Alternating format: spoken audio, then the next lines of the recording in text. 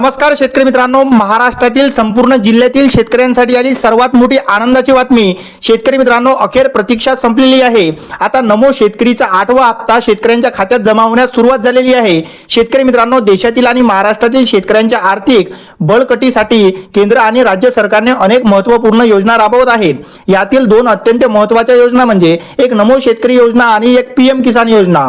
आता शेतकरी मित्रांनो, पीएम किसान योजनेचा 21वा हप्ता हा नुकताच म्हणजे नोव्हेंबर महिन्यात शेतकऱ्यांच्या खात्यावर जमा झाला। त्यामुळे आता राज्यातील कोट्यावधी शेतकरी महाराष्ट्र शासनाच्या नमो शेतकरी योजनेच्या 8व्या हप्त्याकडे 8व्या हप्त्याची उत्सुकतेने वाट बघत आहे। पण आता हा 8वा हप्ता शेतकऱ्यांच्या खात्यावर केव्हा जमा होणार? तर आधी या योजनेचे स्वरूप जर बघितले तर ही केंद्र सरकारची पूरक योजना आहे आणि यातून 6,000 रुपये वर्षाला शेतकऱ्यांना मिळतात। म्हणजे 4 महिन्यातून 2,000 रुपयाचे असे 3 हप्ते असतात शेतकरी मित्रांनो। त्यानंतर याचा उपयोग शेतकऱ्यांना कसा होतो? तर या रकमेचा उपयोग शेतकरी बियाणे, खते, कीटकनाशके यासारख्या शेतीसाठी आवश्यक वस्तूसाठी करू शकतात शेतकरी मित्रांनो। आता जर ताज्या अपडेट नुसार जर बघितलं शेतकरी मित्रांनो, तर महाराष्ट्र राज्यातील पात्र लाभार्थ्यांच्या संख्येत खूप मोठी वाढ झाली आहे। तब्बल 91,16,000 शेतकरी या हप्त्यासाठी पात्र ठरले आहेत शेतकरी मित्रांनो। मात्र दुसरीकडे जर बघितलं तर केंद्र सरकारने 2.5 लाख संशयित लाभार्थ्यांची यामधून कट केलेले आहेत।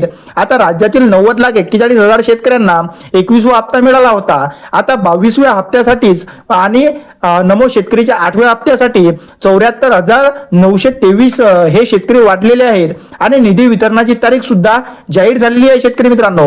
आता हा निधी केव्हा शेतकऱ्यांच्या खात्यात जमा होणार?